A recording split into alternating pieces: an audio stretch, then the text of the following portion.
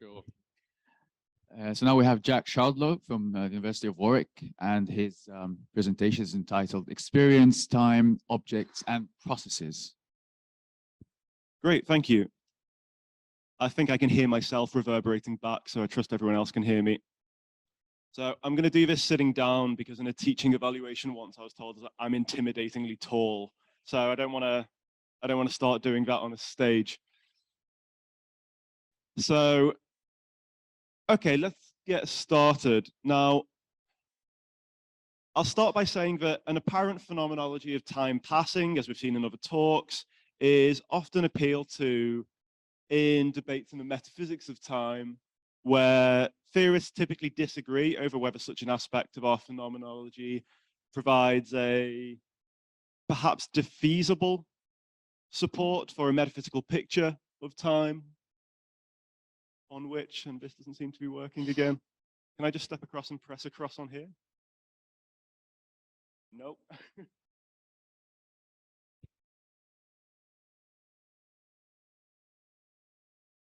Oh, so it's working for Zoom. So if you can you just press escape and then start sharing it again? No? Okay. I'll keep going for a little bit. So in my talk, my interest is related to, but it's largely separate from the debate about passage. So I'm going to look to discussions which more call themselves discussions of temporal ontology to outline how our experience of time and time-occupying phenomena can generate distinct explanatory challenges for different views in the metaphysics of time. Because while I think a lot of philosophical thought has been given to the former topic, and so to potential connections between tensed experience and the metaphysics of time, comparatively less thought has been given to the latter topic.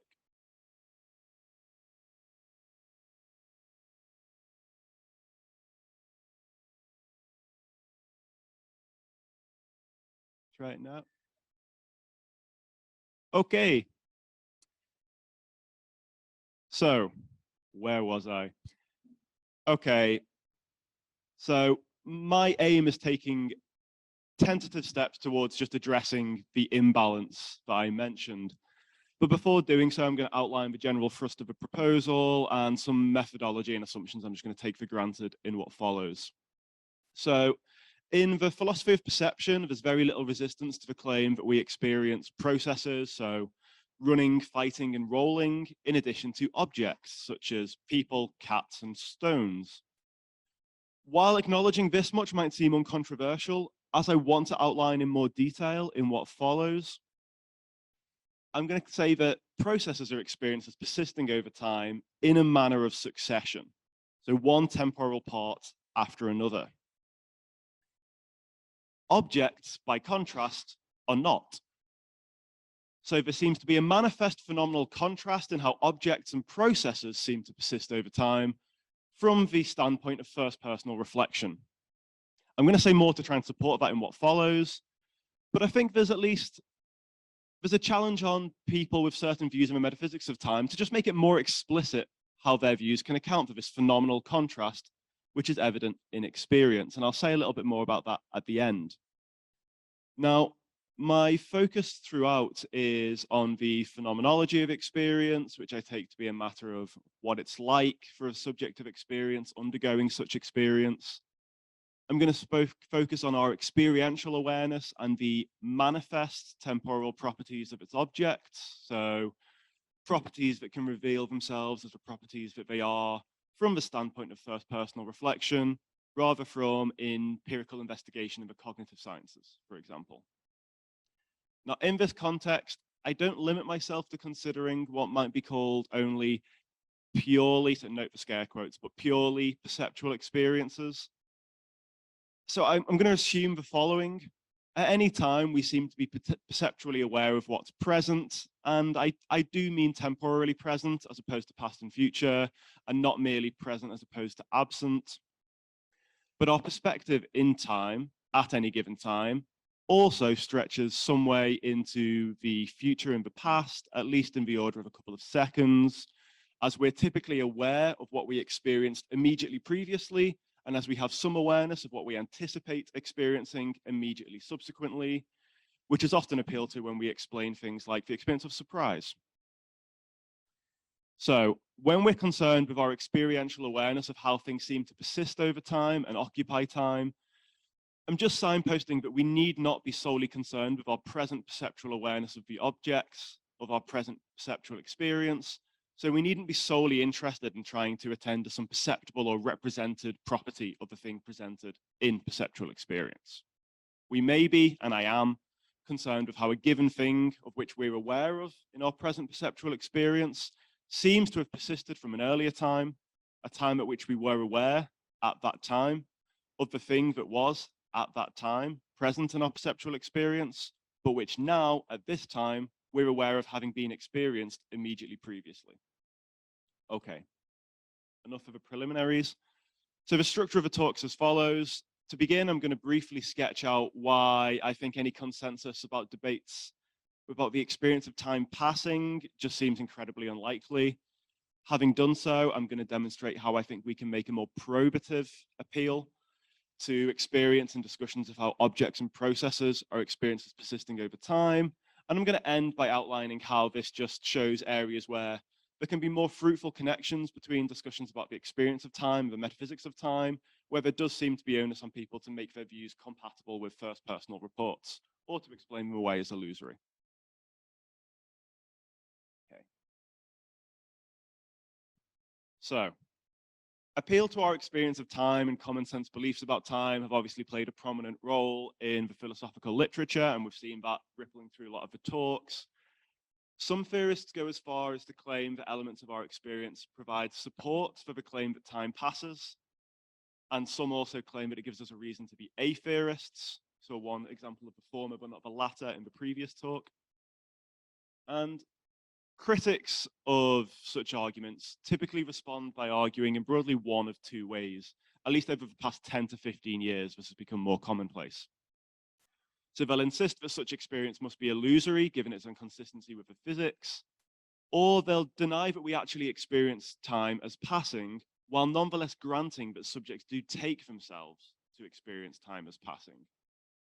Now, following the second line of argument, a theorist might offer a deflationary proposal. So they might maintain that, look, there's an experience of something, and it's this experience that people are appealing to when they say time seems to pass, but that isn't actually an experience of temporal passage when carefully articulated. So to kick out against my previous supervisor, Christoph Hurl argues that there's no phenomenology of temporal passage, though there is an aspect of a phenomenology of perception of motion and change that is responsible for people mistakenly believing that such experiences involve a phenomenology of temporal passage. So there is an aspect of experience that is being appealed to, but the subject's making an error in taking this to be an experience of passage. Now, the availability of this kind of response just opens up the issue of whether there's going to be any independent way of adjudicating whether there actually is a phenomenology of passage.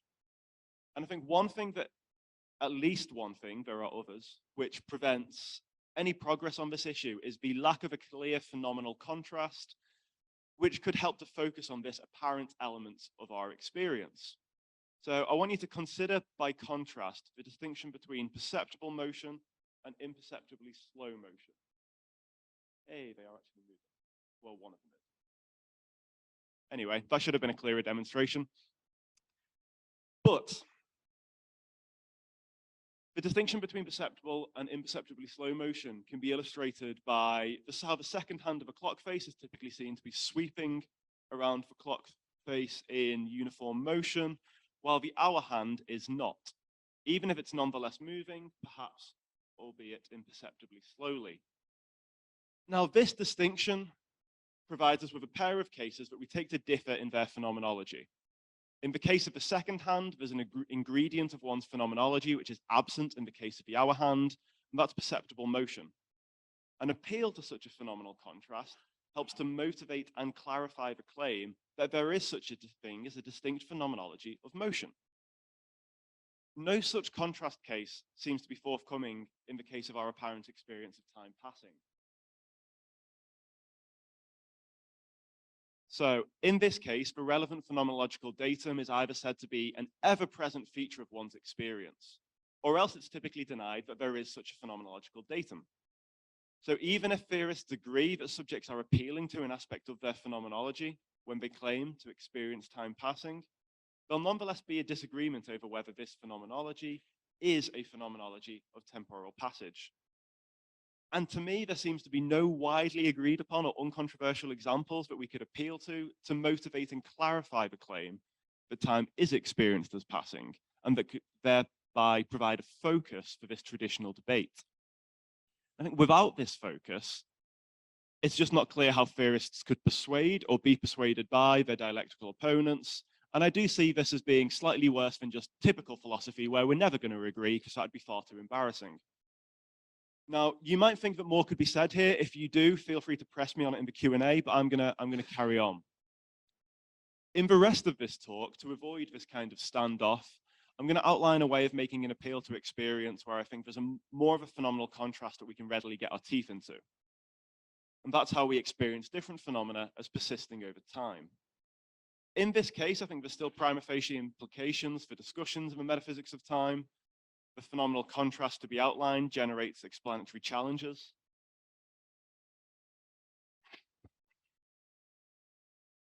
I get special treatment. So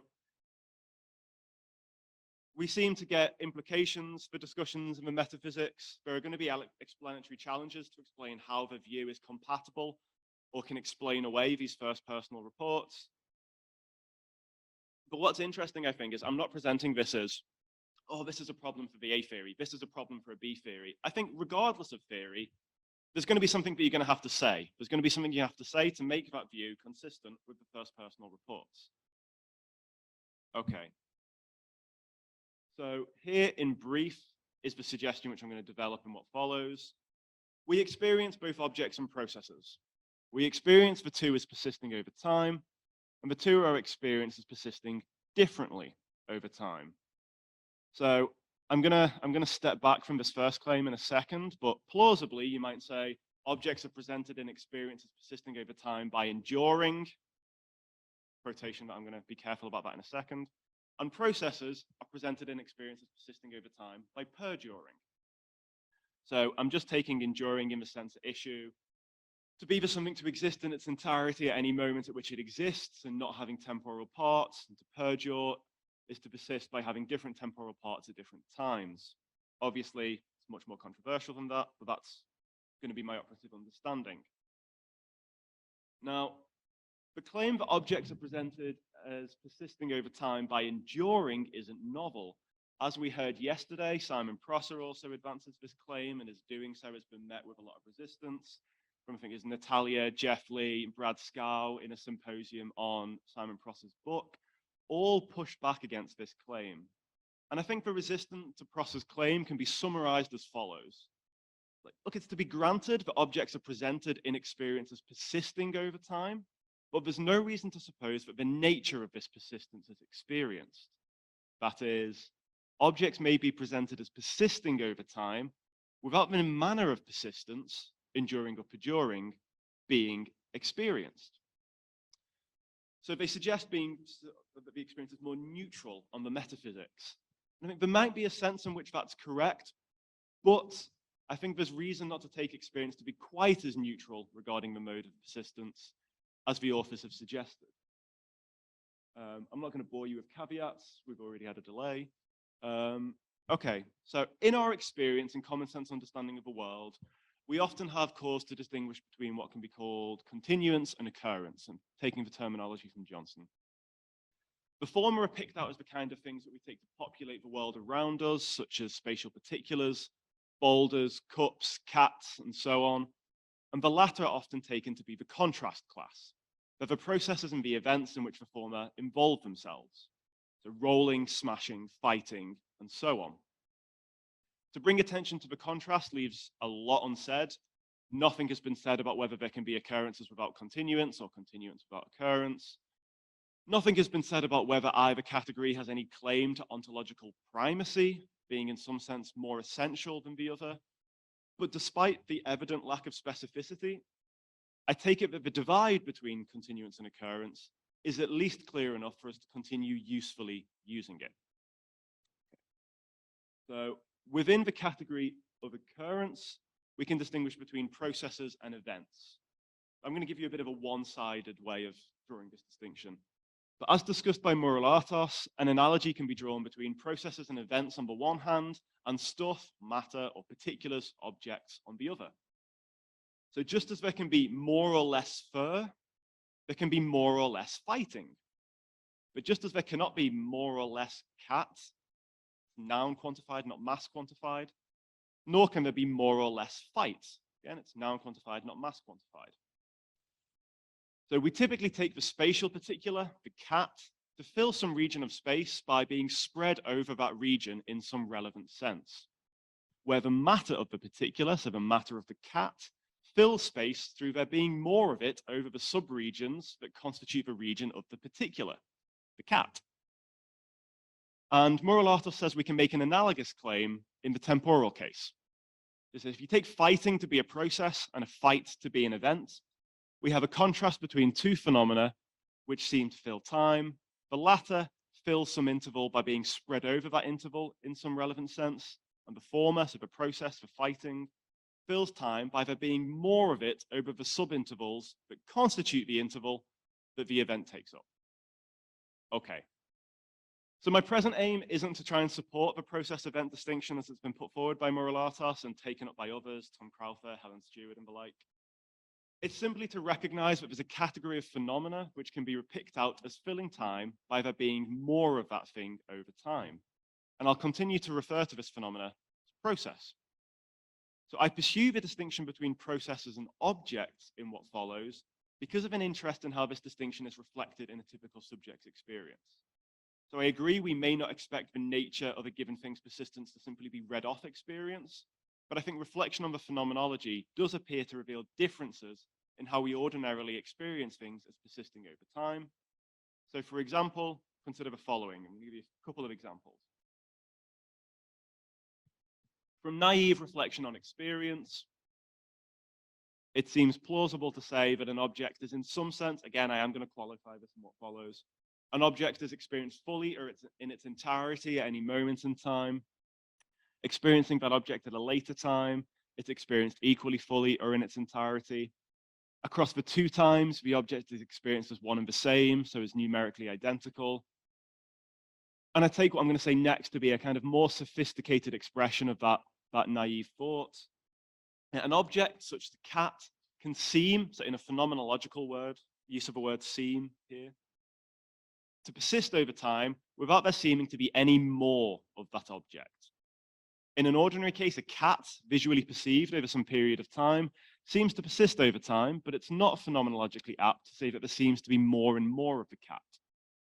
There could seem to be more and more of a cat if it's swelled in size, but this would be a change in how it fills and seems to fill space over time.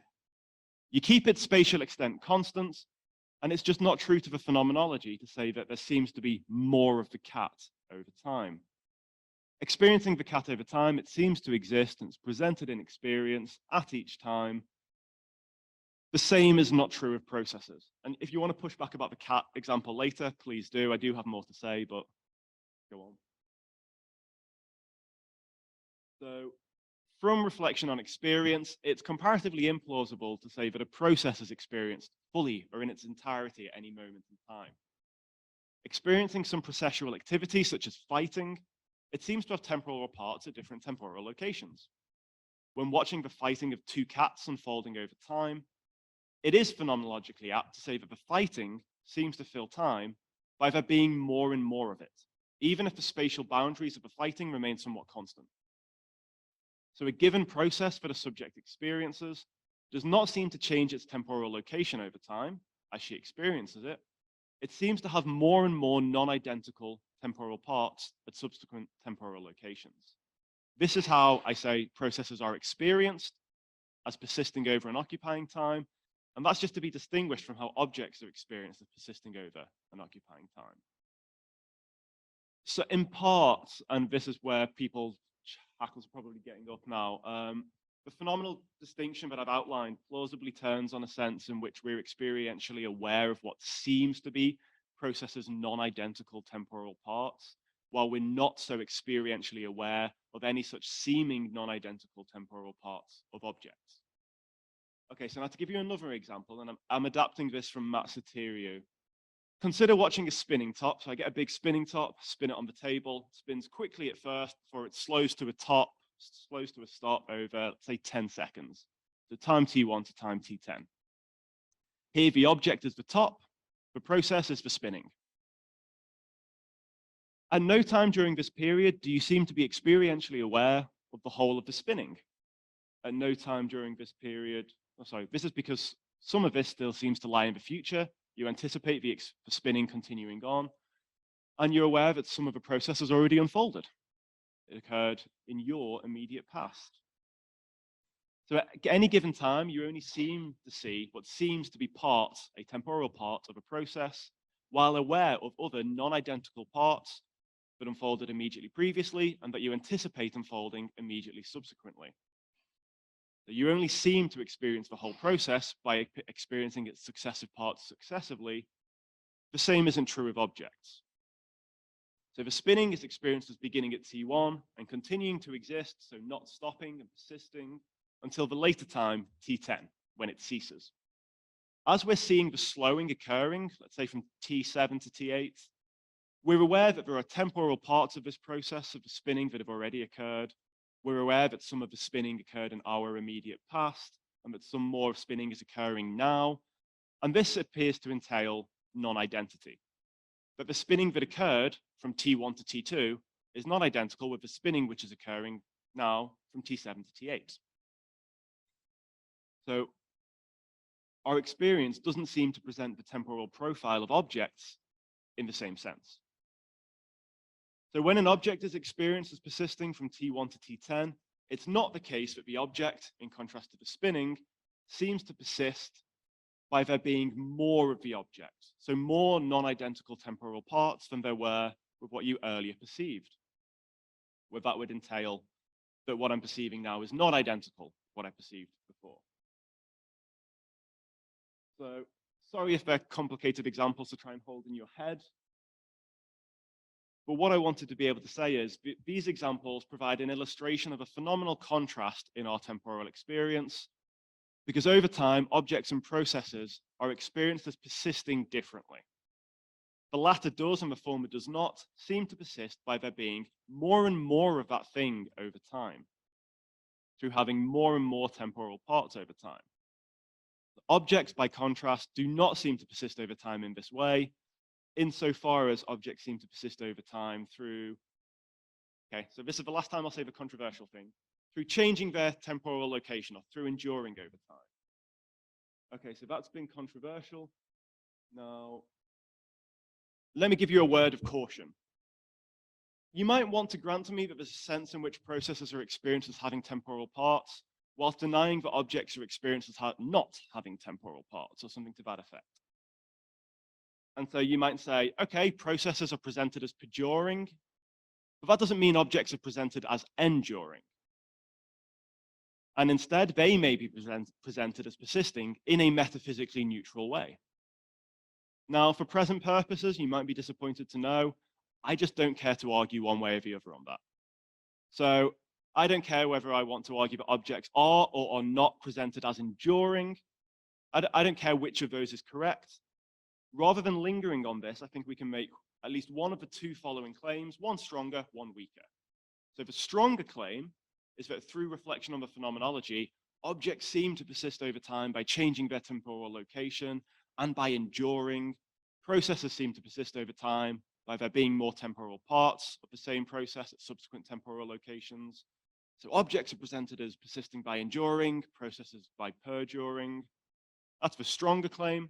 The weaker claim is that through reflection on the phenomenology, processes seem to persist over time by there being more temporal parts at subsequent temporal locations, and this is not how objects seem to persist. So this weaker reading does not put forward any positive claim about how the objects do seem to persist, but it draws attention to a contrast with processes, and so puts forward a negative claim but it's not the case that an object seems to persist over time by there being more temporal parts at subsequent temporal locations, unlike processes. So, from the phenomenology of experience, we seem to be presented with occurrent phenomena, processes, that manifestly unfold and go on successively in time. And we seem to be presented with continuance, objects, which manifestly do not seem to persist over time in this way. Now, I know we started a little bit late, but you know how much time I have? 5 minutes. Okay, that's fine. Okay. So, now why, if you're more just concerned with A and B theory, and I've just sat here and spoken about weird bits to do with experience, why should you care? I mean, maybe you just won't, but I think while arguments from experience are contentious, and I certainly haven't provided any support for such arguments, insofar as theorists do take supposed phenomenological data to provide either the materials for or against arguments for certain metaphysical views of time, or at least as that which needs to be explained away by our best physics, the phenomenal contrast between objects and processes ought to be of interest. So I'll first say something about B theory, then say something about A theory. It'll be very quick. It's basically me inviting people of those theories, but this is an opportunity to say more. So firstly, on the B theory. The B theory isn't at least obviously compatible with the idea that a process does, while an object does not, persist over time by there being more temporal parts at each time. So on the B theory, it would appear as though plausibly nothing actually endures or is wholly present at each time and persists through changing its temporal location over time. As Lewis puts it, on the B theory, a persisting object is like a parade. First one part shows up and then the next part. So a paradigmatic spatial particular, such as a cat or a boulder, fills time in much the same way as a process such as fighting or rolling. In this case, there's said to be earlier and later temporal parts, and each persists over time by there being more temporal parts at subsequent times. So at this point, I feel cheeky to call it a challenge. The invitation is to be more explicit about why we do not typically experience an object in contrast to a process as persisting over time by there being more of it, by there being more temporal parts at subsequent times. So why is there such a phenomenological contrast? So because he was mentioned yesterday, I don't feel bad about harkening back to Simon Prosser again.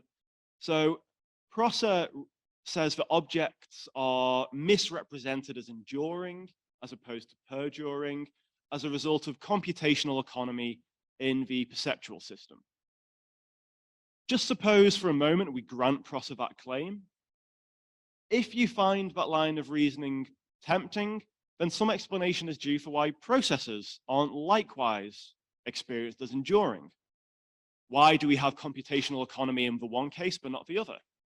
If the computational system can present things as perduring, why aren't objects presented as perduring? Not an objection, it's an open question. And just to note that denying Prosser's claim doesn't in and of itself make it any more straightforward how you're going to provide an explanation. So when Natalja, Brad Scow, Jeff Lee each sort of question whether objects are presented as enduring, even if we grant that they're not, if we say it's presented in a metaphysically neutral way, we're still left with the task of explaining, well, why do we not typically experience an object in contrast to a process as it's persisting over time by there being more of it at each subsequent time? So experience doesn't seem to be neutral on the issue of whether objects and processes persist over time in exactly the same way. So if you do take them to persist over time in exactly the same way, we just want some explicit account for why there's this experiential difference.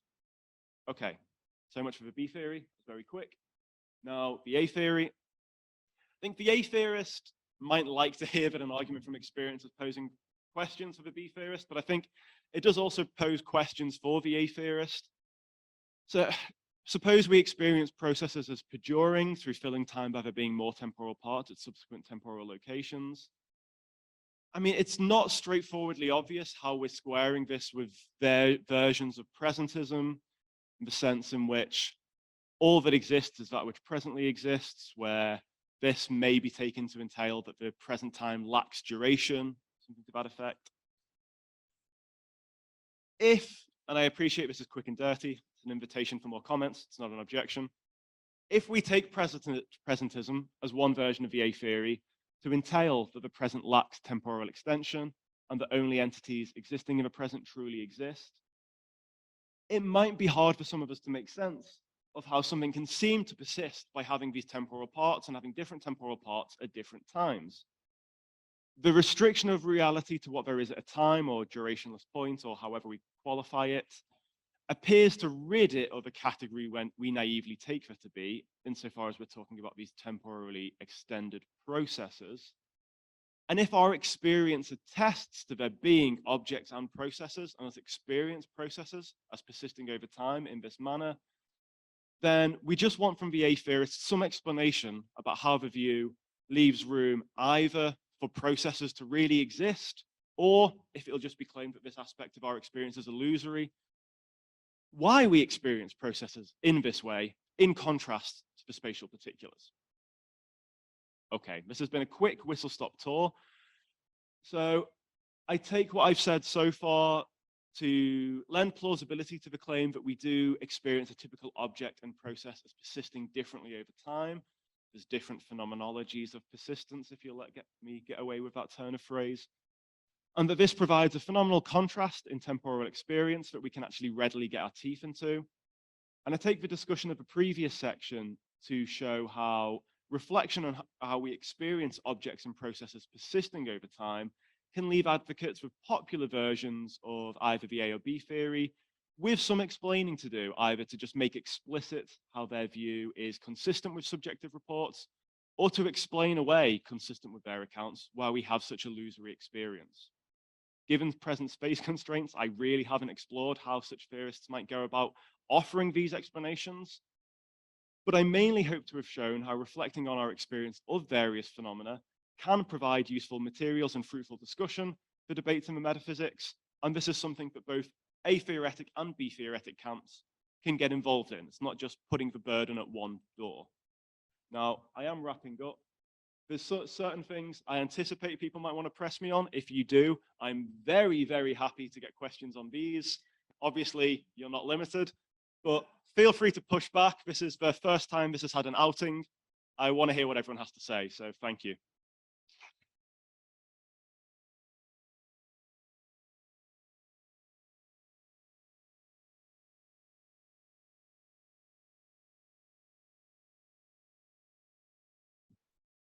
Okay, thanks. Yeah, that's just a matter of. So I was thinking. So, did you have a look also at the developmental aspect of it? So, as far as I understand, so I don't know much about it, but I remember a chapter of a book by Millikan. It's called "More Mama, More Milk, More Mouse," and it seems that there are studies about the development of language, according to which the actually must noun are the first thing that kids pick up, and they use it for everything, even before adjective. And then, so I was wondering whether, regardless of what happened at the perceptual level, it's whether indeed maybe this kind of distinction with process and objects is some sort of like conceptual things that we do after. And so one way to put it would be, well, maybe objects are just very boring processes.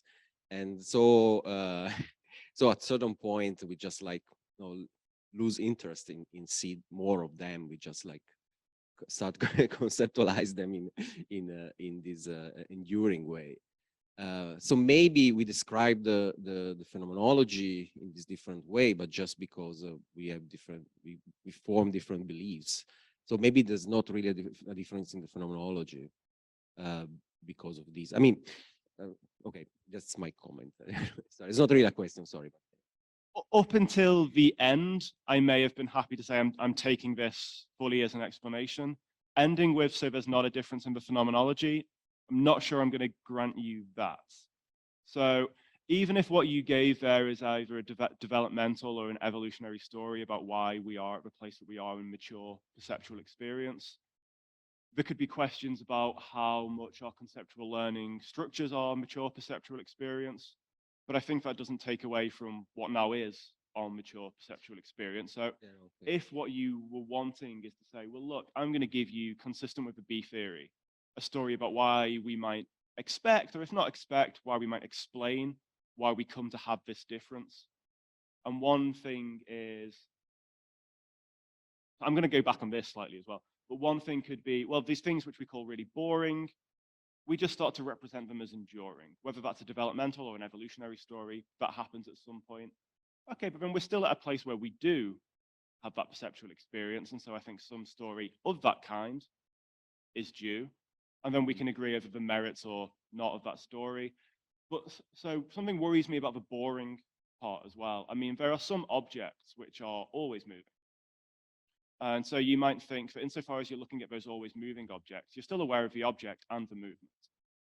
And the movement is a process, the object is not a process in that case. And you're aware of the object moving. So in this case, it's not that now it's a really exciting object, you start experiencing it processually. It still seems to be an experience of an object which endures while moving, or if not endures, persists in a metaphysically neutral way whilst the process is occurring. Well, if it moves, okay, but if it changes colors and things, maybe you start perceiving it as a process, no? I mean, So, this was a conversation over beers last night as well. So, I mean, I can be obstinate and just say no. But I do think that there's going to be a certain place where we can say, well, in what sense am I really experiencing it as an object now? I think change of color, I don't think that's enough. But I think if instead of this glass, what we had here started to become like this amorphous blob that was changing and rotating, maybe I'd at least start to experience it as a substance rather than as a particular. And maybe we'd have to try and distinguish between our experience of substances, our experiences of particulars, and processes that either may be in. So the waterfall, you might think the water, it's falling. Well, the water, I'm not perceiving it as a spatial particular, but I'm experiencing it as a substance. And it's a substance which seems to be flowing. So you might still think that there's a process and a substance here. And I'm not just saying the substance is just that process. But the question of whether we can have a processless substance or particular, I haven't given you any answer, and I don't intend to. Yeah, I'm going to be really annoying for a second, tell you about some research that I've done, but I think it's important for what you're saying. So Kristie Miller and I just finished an empirical study where we tested PROTEUS' claim that people experience the world as enduring, and they don't, is the short answer. There's no like substantial evidence that suggests that they experience the world as enduring overall or something like that. So I think that that's sort of like, and then you look into the data a bit, and you see that people are more or less at chance as to whether they believe the world looks enduranty or perduranty. I actually think that that's kind of useful for your picture, right? Because I think part of your story is that we might have experiences that speak in both directions, both for the endurantist and the perdurantist. So I think it sort of fits nicely here, but not so nicely for if you lean towards the endurantist stuff, which you seem to do at certain points. That's the annoying part. The question though is, given that you can test some of these claims, and this is like a genuine question, it's not a loaded question, what does the phenomenological reflection of the kind that you were doing, where you like sit and introspect on your own experiences, how do we sort of like bring that into a more empirical methodology and combine them? Like, what might the phenomenological stuff be giving us that you can't get from like testing people's experiences, given that we can do that sort of thing? So it depends what you mean by testing people's experiences. So I'll need to look out for that paper when it's out, if you have a version. Yeah, I can send you the draft. Yeah. So one thing that I don't predict is that this should feed into lay responses to statements or vignettes or anything like that. It's supposed to be something which is giving you the more, I'm being paid to be a philosopher to do this kind of reflection on experience. And so this isn't something that I think if you just ask Jane or Joe, that they're going to report about their experience. But that doesn't mean it shouldn't have any testable predictions. So it's only tangentially related, but I will mention it because I think it is related. So is it Brian Scholl's lab in Harvard where Scholl has his vision science lab? is it Yale? Yale, okay. They had lots of interesting studies where they were looking at differences between substances and objects moving and persisting over time. And we're trying to tease out differences in how people experience objects and substances. It's going to be difficult to get on top of that, a way in which we can really nail down into it being objects, substances, and processes. But one thing that we can do, insofar as we're happy to talk about, well, we can have a substance which flows. So we can focus on process without focusing on spatial particulars, at least understood as these three-dimensional spatial particulars, such as cups, boulders, cats. So we can talk about the experience of substances and process. We can talk about the experience of objects and process.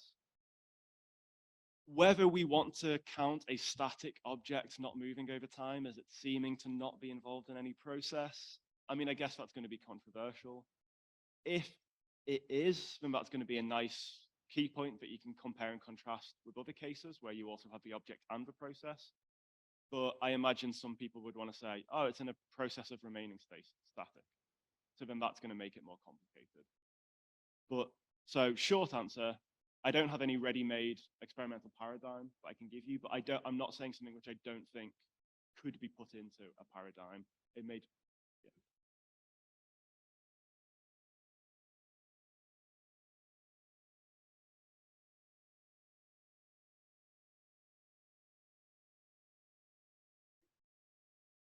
I suggest that at least in part, yes. Essentially, if you ask lay people about what they think about the experience of time, I mean, having done a lot of these empirical studies ourselves as well, I mean, in some cases, you just get weird answers.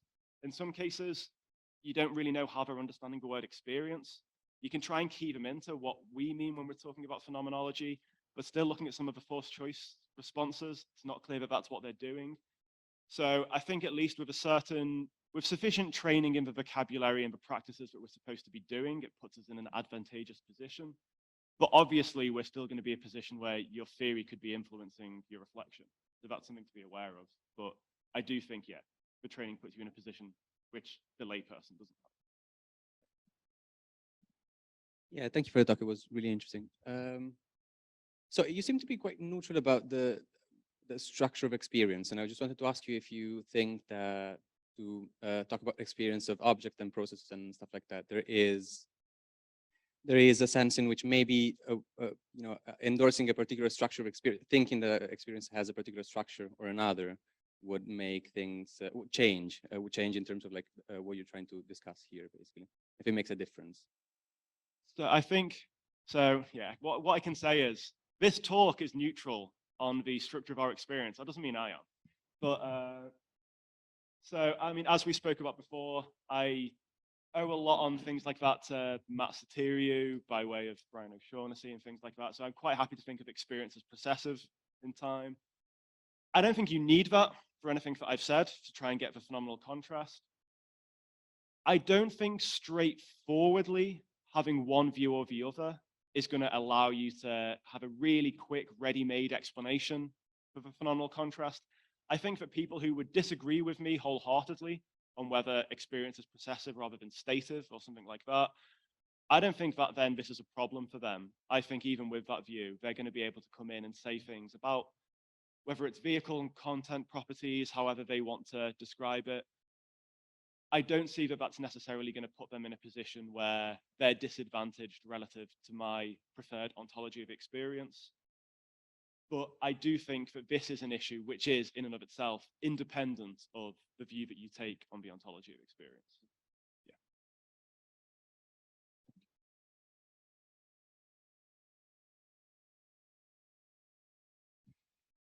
Thanks for the talk. I really liked the distinction between objects and processes that you were drawing, but I wanted to push back on one aspect of it, which was, so you talked about the sort of the species present and that idea of the kind of the limits on the way we can experience time is we've got this sort of time interval which we can experience it.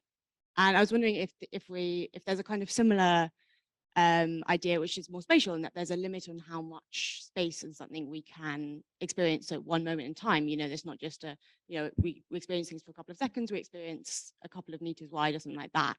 And that related to the distinction you made, because I thought that the examples of objects you gave are very spatially limited. There were sort of small things which you could very much look at. You get it, you've experienced it. While the processes were kind of extended temporal things.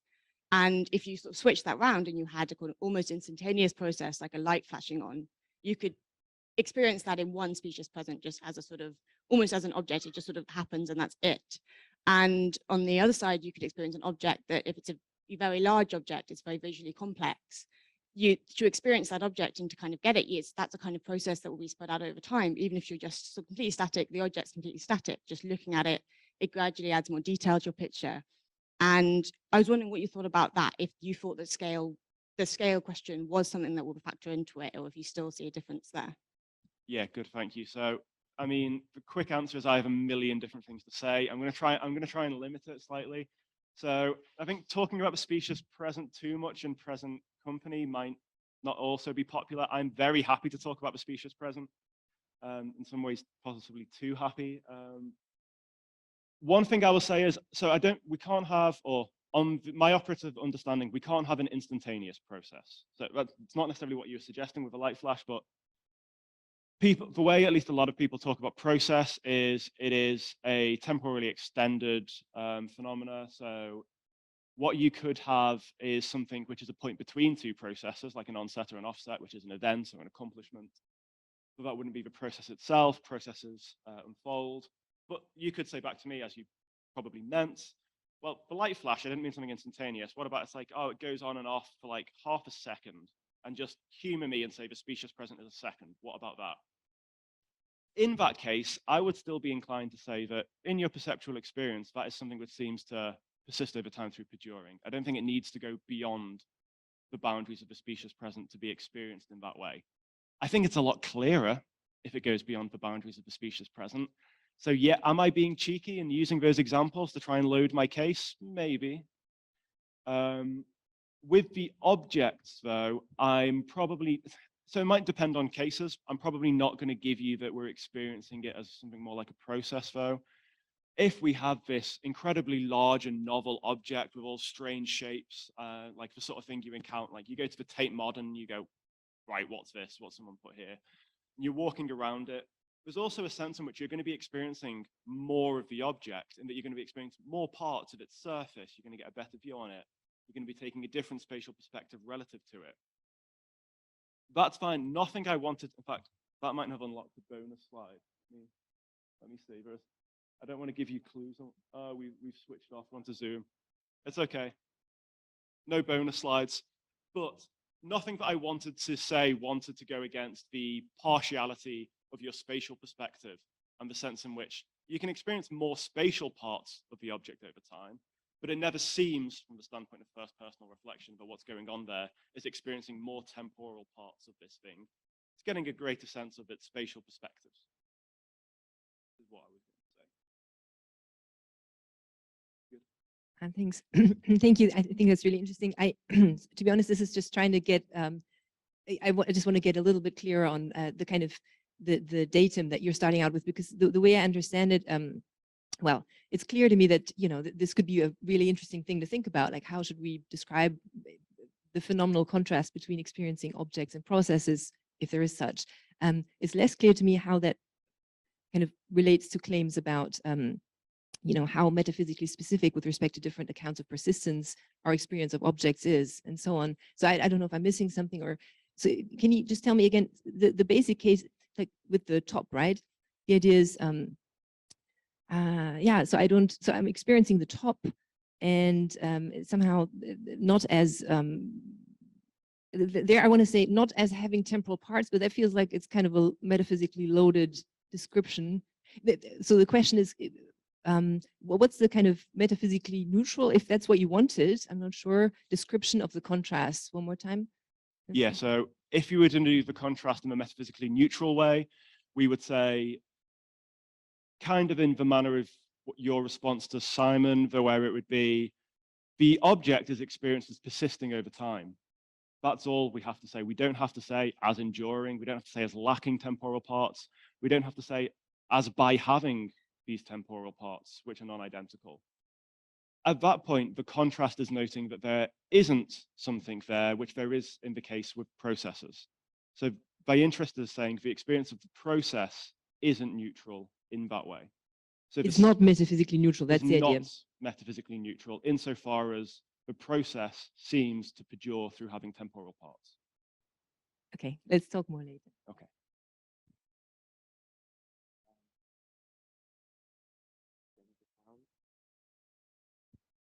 Just a quick question about the challenge you threw down near the end to the atheist. And you started with presentist and then you moved to atheist, but I was wondering if you see the challenge as being the same if one's a growing block type person, or was the remark really directed at presentists?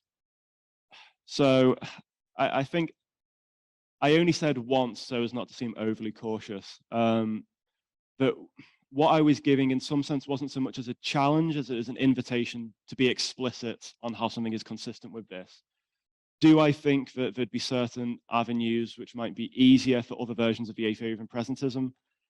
I can see why there might be, insofar as people might want to talk about, I'm not sure, but insofar as people might want to talk in a way where they still say, look, I'm being an atheist in that I'm giving you a moving present, but I'm also saying the past and future exist and things like that as well. So moving spotlight, perhaps vaguely, or growing block, where they might say, well, look, here's how we're experiencing processes in a certain way through our awareness of these previous times as well. I mean, then they still have to say, okay, but if objects were still there at the earlier time and processes were there at the earlier time, why is the experiential difference only occurring between the two? So why is it that one seems to be existing through these different temporal parts and not the other? So there's certainly be different avenues for explanation, but it's more an invitation for people who are more engrossed in these theories and who are more engrossed with the activity of making certain views on the metaphysics consistent with views in the experience to do so, because there's at least prima facie differences and explanations there to be made, not necessarily a challenge.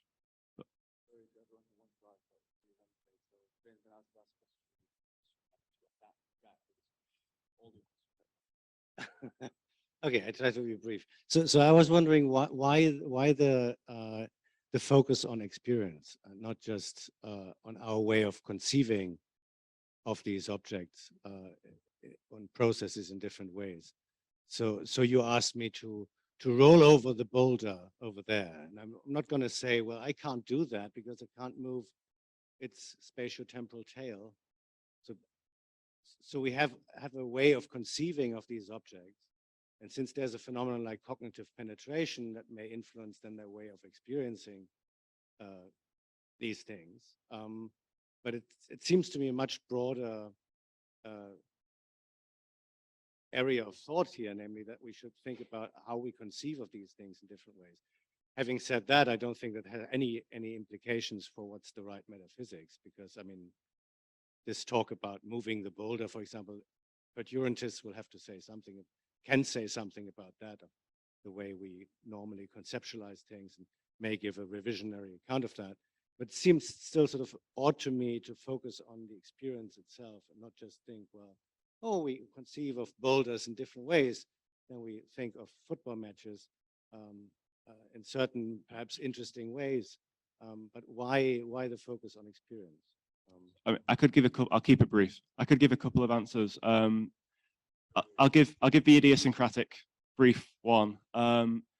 People involved in debates about temporal ontology, so Soteriou, Hoefer, Stroud, Roland Stout, Helen Stewart, all these people talk about just how we conceive of processes, events, states, objects, and they also talk about how experience features in how we conceive of these things and how that should structure what we want to say about temporal ontology. We also get people who are more doing metaphysics, who will talk about our experience and how this experience should influence what we say and our conceptions of time. And one thing that this is a step towards is saying, look, it's weird that you aren't talking to each other more.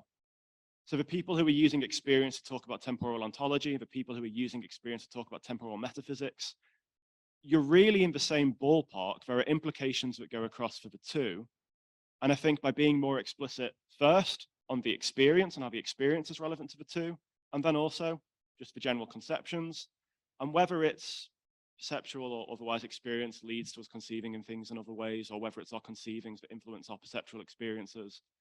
I don't have any firm view on that, but it's a way into it because it's a way that seems to be structuring both debates, and I'm trying to use it as a way to try and tie them together.